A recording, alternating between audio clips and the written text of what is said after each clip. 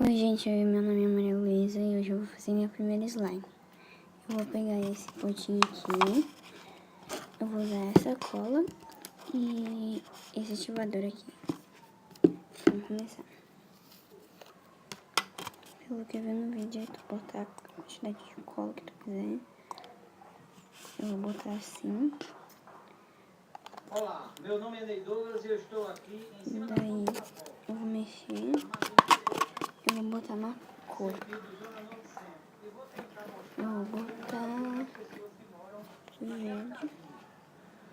Esta casa ela fica ilhada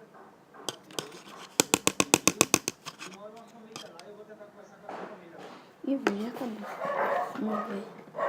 Vou botar amarelo.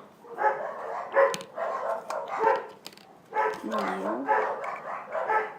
Eu gosto de bastante cor. Ó, botei. Agora vou mexer bastante. Pegar bastante a cor.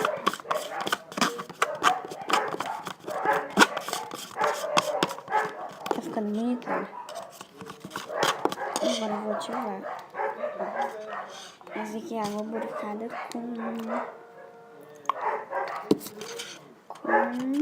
bicarbonato de sódio. Já pegou o ponto.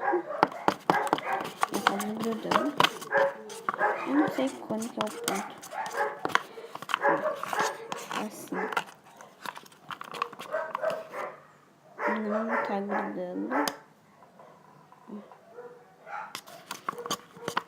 Vou botar só mais um pouco. Vou mexer com a mão agora. Vou tirar aqui pra vocês verem.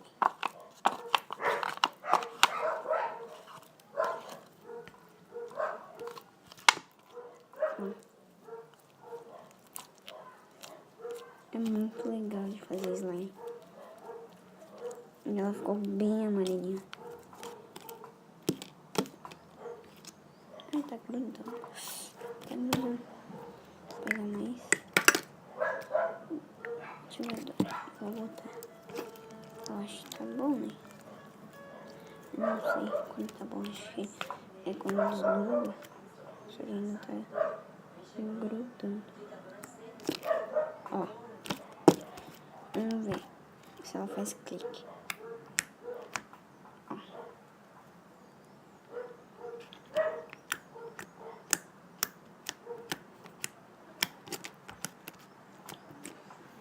Vou mostrar aqui de cima.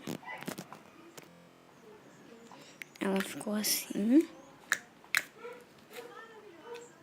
Ela tá grudando um pouquinho, mas tá boa. Esse foi o vídeo. Espero que vocês tenham gostado. Se você gostou, deixa o like, se inscreva no canal.